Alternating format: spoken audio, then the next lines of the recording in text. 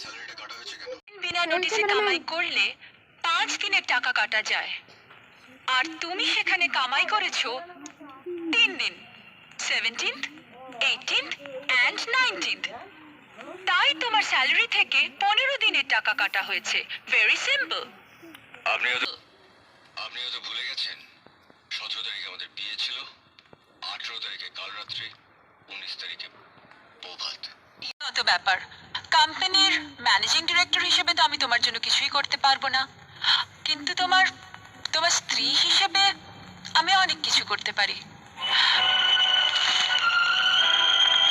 এখানে তোমার প্রয়োজনের অতিরিক্ত অনেক টাকা আছে, তোমার যত খুশি তুমি নিয়ে নাও।